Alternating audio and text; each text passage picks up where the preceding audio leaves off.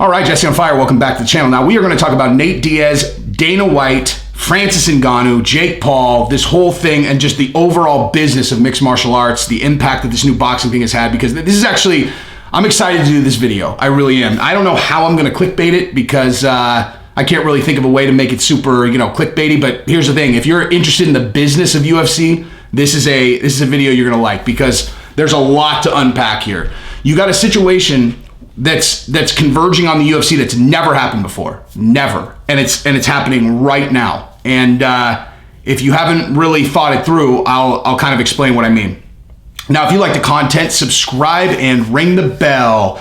So here's the deal: you got Nate Diaz, who has basically just said straight up, "I've got one fight left on my deal. I'm going to fight it out, and I'm going to be done." And he's going to go, I assume, he's kind of alluding to fighting Jake Paul. Now, Caesar told me directly when I talked to him right before the Nick Diaz fight. I talked to Caesar Gracie for a long time, right before the Nick Diaz fight, and he said the same thing about Nate. He said that Nate was intending to fight his contract out and then go box.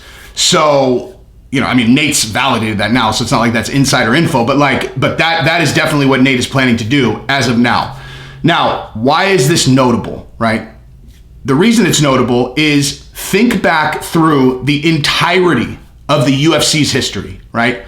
Think of a time when someone who was a huge draw for the UFC left the UFC in the middle of their career, right? Now, obviously, of course, like Nate Diaz is not in the middle of his career, he's towards the end, but he is one of the biggest draws in the sport. He's a top 5 draw, top 3 draw, right? He's an enormous star. And whether he wins or loses doesn't matter. You know what I mean? He's like one of these really rare guys where it's just irrelevant. Like he lost to Leon Edwards. You think that made anyone less likely to buy his next fight? Yeah, right. It's the exact opposite. He lost the fight all the way to the last minute and he almost knocked Leon out, to where, you left that fight feeling like he won, even though he lost, right? He's a huge asset. The UFC doesn't lose guys like that. Like the UFC doesn't lose guys like that. Also, you have Francis Ngannou, the current heavyweight champion, right? He's got one fight left on his deal and he's serious about fighting it out and then testing free agency. So you have this thing that's literally never happened. Like this has never happened. Never. And if you think about some of the other things, and there's a lot more to talk about here than just that, but if you think about just that thing right there, right? And you think back to the story that GSP told recently. I'm not sure how many people saw it. I don't think I've talked about this that much on the channel, which is kind of bizarre given this. I like to talk about the business. But when GSP talked about when he got his mega deal, right, where or the biggest deal that he ever got, where he was making, I think, $5 million base, and he was making a lot of dough, right? The way that went down was he was going to test free agency. And then the day before his last fight on his contract, they offered him this mega deal, because they were going to lose him, right? And I believe he was the champion at the time. I'm not 100% sure about that. I'm pretty sure. I would say I'm 90% sure he was the champion at the time.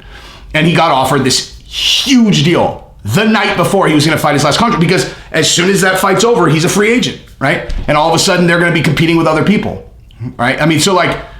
If that in and of itself doesn't demonstrate how this all actually works, that the absolute key to the UFC controlling fighter pay is locking people into their contracts. If you can't put those two things together from that story right there, then you don't understand the chessboard, right?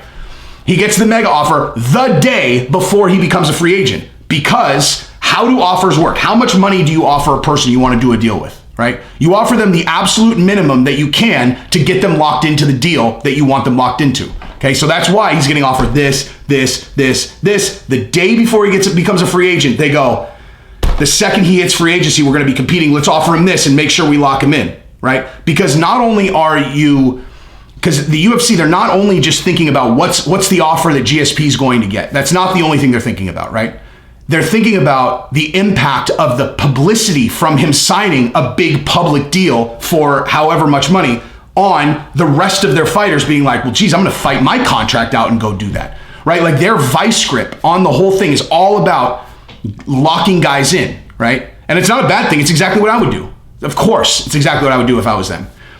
But when you have Nate Diaz and you have Francis Ngannou doing the same thing at the same time, right?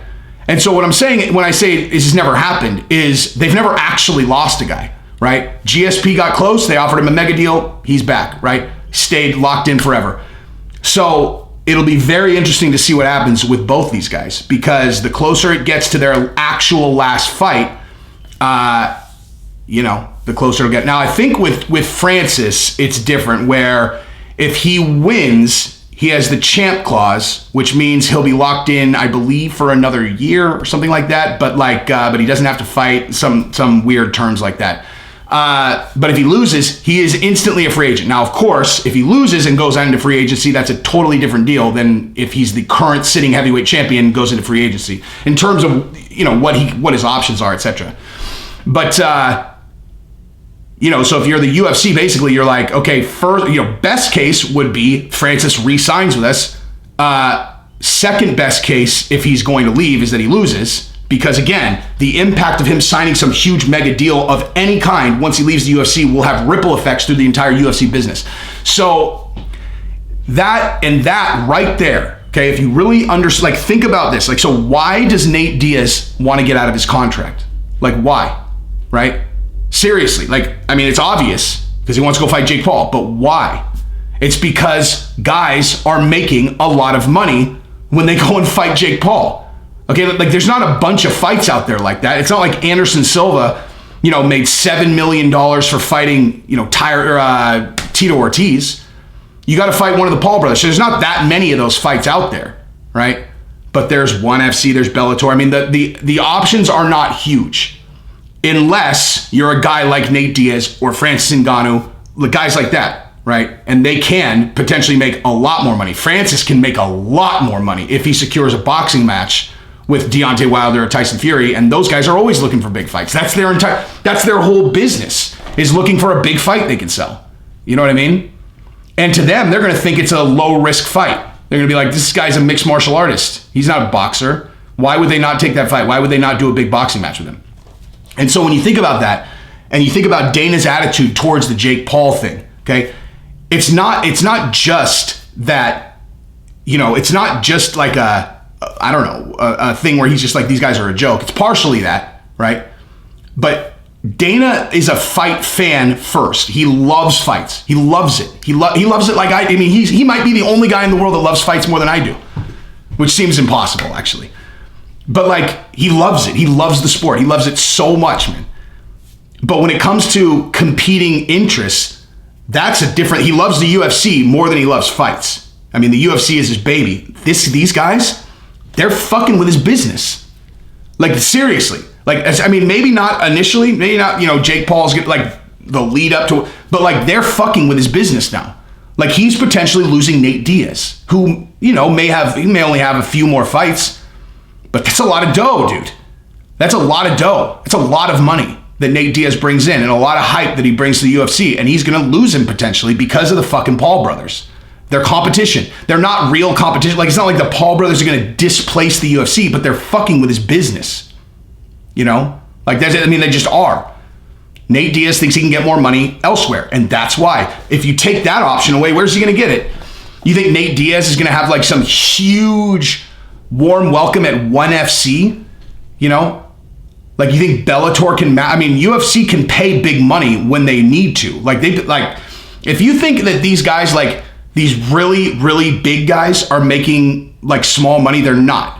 Okay, they're not. Each of the champions has a base all of them that have signed a new deal since being the champion, all of them have 7-figure base salaries, all of them. Every single one of them has a 7-figure base salary, multiple millions, most of them, or some of them, whatever. So, and then they get back end on the pay-per-view, So that, I don't know. The only way you could think that that's not a lot of money is if you're comparing it to boxing, and it's a completely different sport for the 100th time. This is the part I do have the UFC's back on, right? How do you think the UFC went from, starting off where it's illegal to even have the events in more than 2 states, to it's a global phenomenon, legal and encouraged in basically every major country in the world? How do you think that happened? You think they just were like, hey guys, what we'd love to do is it costs money. Like they cost money, like cost money. So I think that the cost structure around the UFC is higher than people are anticipating. They're like, oh, the fighter's only making 20%. Here's the thing. They are a publicly traded company. I haven't looked into their books or looked into the, quarterly reports. I mean, it's hard to say. I don't know. I mean, there's a million ways. Like, I don't know what their profit is, like their actual taxable, what they report to the street is profit, whatever. Obviously, they could pay the fighters more, but why would they? That's the whole point, okay? No one has ever gotten paid more money without finding a way to, through means of business, push the envelope to make that happen. You know what I mean? Like, you have to have leverage. Like GSP, okay? Like, when you think about the fighters as a collective, right? Okay, like the UFC obviously could have afforded to pay GSP $10 million a fight or whatever he ended up getting when he got his big deal because they offered it to him. Now, why didn't they offer it to him before? Because he didn't have the leverage that he had one day before he becomes a free agent. Then they're like, Jesus, now we got to pay him. Think about that in terms of the collective fighters. Now, do I think that there's any way that the fighters are realistically going to be able to create a similar amount of leverage? I don't really see how it could happen. I really don't. But like, the UFC is doing what you should expect. Everyone's doing exactly what you would expect everyone to do. Okay, like the world is simple. Everyone is motivated by money. Okay, like, yeah, I mean, obviously these guys want the prestige. They want to be the best in the world, but being the best in the world comes with money, right? Like, these guys have dedicated their lives to martial arts. There's not like some, oh, I'm going to do this fight thing and then I'm going to go, go get my MBA and go be a paralegal or, an associate and then work my way up in a law firm. These guys are committed to this way of life, and they're, you want to make a lot of money so that you don't have to worry about money going forward. Very few of them ever get to that level. But in terms of holding the getting more money out of the UFC collectively, because the UFC has paid the same amount of money to the fighters all along. Like, so fighter pay has gone up as revenue has gone up. And I saw this thing on this yesterday. The UFC has consistently paid the fighters about 20% of their overall revenue since the beginning. And so as their revenue's gone up, fighter pay has gone up, right? I mean, now, this is the part I don't know, right? So does it cost? Now, when you factor in everyone's salaries, what it costs to run an organization, like, they go to Fight Island, like they just build out a fucking island so that they can keep fights going. Do you have any idea how expensive that is? Like, do you have any idea how much it probably costs to run the UFC? A lot, dude. A lot. Okay? And they don't, as far as I know, like, people always compare to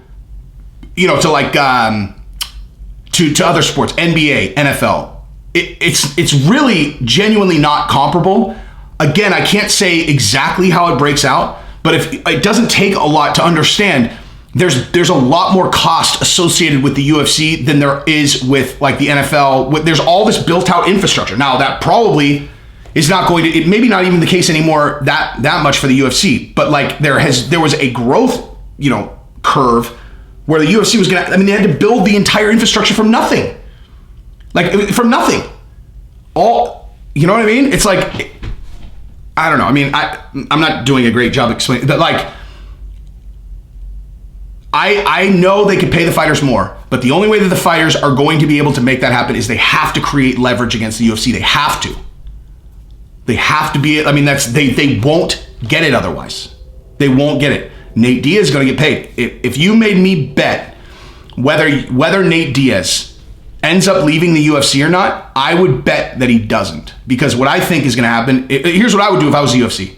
I would offer Nate a 1 or 2 fight deal, and I would make it very rich, and just keep him locked in because you don't want to lose him. You don't want Nate Diaz fighting Jake Paul, dude. You do not want to blow air into that fire. Pay him more money than he would make over there to fight Conor McGregor. You know what I mean? Francis, that's a different story. Francis has, anyway, so who knows? But anyway, that's probably enough. That's what I got. Subscribe to the channel, ring the bell. Peace.